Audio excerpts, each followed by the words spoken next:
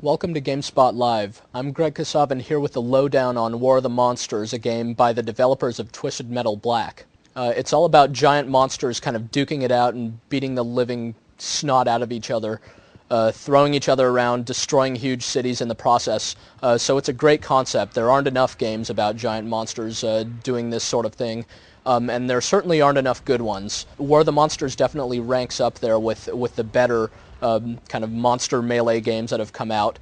The game really nails the kind of 50s, 60s sci-fi B-movie thing, and even though none of these are real movie monsters, they look just like them. You've got your kind of Godzilla ripoff and your King Kong ripoff.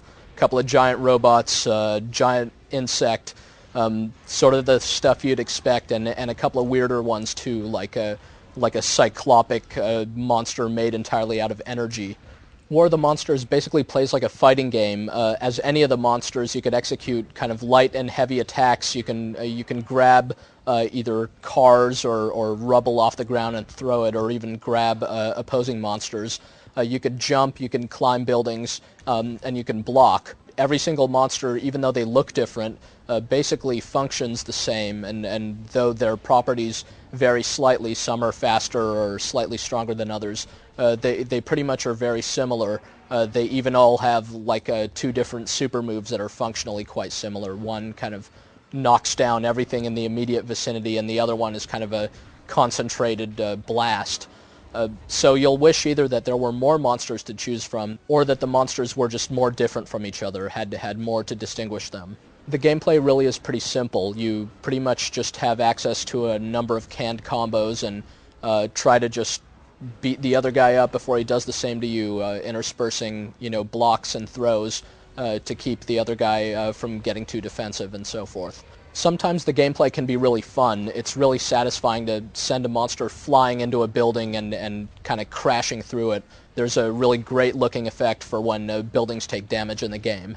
On the other hand, sometimes the gameplay can be a little frustrating. You'll find yourself out of action very often, either kind of getting knocked down and trying to get back on your feet, or trying to yank some object out of your body that's impaled your monster, which is an exercise in button mashing to the extreme.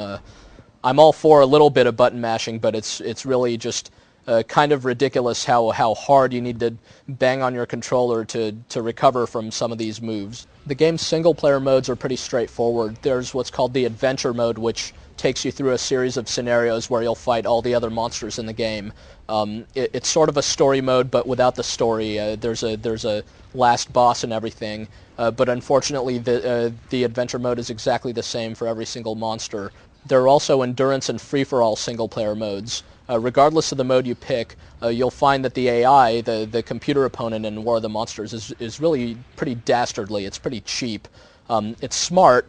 Basically, once you give it a good thrashing, it'll run off and make a beeline for all the power-ups in the level, restoring its health, and then it'll come right back after you. This makes for a pretty serious challenge even on the medium difficulty setting, but I don't know about you, but I've never seen Godzilla walk away from a fight. I mean, it just seems inconsistent with the theme of the game to watch, as a giant praying mantis or a giant robot or something suddenly just runs away from the scene of a battle in search of his little health power-up.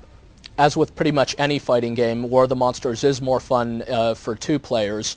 The game has a nice effect where there's a split-screen view when you and the other player are on different sides of the arena, but if you get close enough, the split screen kind of melts away and suddenly you're both there on a single screen. This does have some problems since the game can move really, really fast sometimes, and the split-screen shifting doesn't always quite keep up, so sometimes one player or both will find themselves disoriented and wondering where the heck they are. But this isn't a big issue, and War of the Monsters can be a lot of fun for two like-minded giant monster fans. Again, though, it's too bad that only two people can play the game at the same time. War of the Monsters has a bunch of unlockable costumes and a couple of unlockable characters. plus a few kind of throwaway unlockable mini games that you can get at once you play through the single-player portion enough times. But really, the game won't necessarily hold your interest for too long. It's quite simple.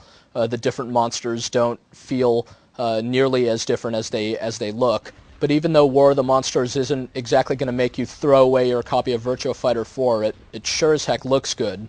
It looks pretty amazing, in fact. It runs at just a really, really smooth frame rate, and there's tons of detail both in the monsters and in the different environments. The different environments really are probably the star of the show. They just look great, and you'll see, hordes of people running around and screaming on the ground, and little cop cars trying to keep the peace, and you could pick them up and throw them into buildings and nice stuff like that. So yeah, I mean, if you're a fan of the source material, War of the Monsters is really going to offer you a lot of cool stuff to look at and to see. It's too bad the graphics alone can't carry the gameplay forever, and since War of the Monsters is pretty limited in that regard, it's probably going to serve you better as a weekend rental than kind of a permanent addition to your collection of games. With that said, War of the Monsters is successful on a lot of levels and can be really quite fun. So if you've been jonesing for another giant monster game since playing Rampage back in the late 80s, really this one is about as good as you're going to get these days.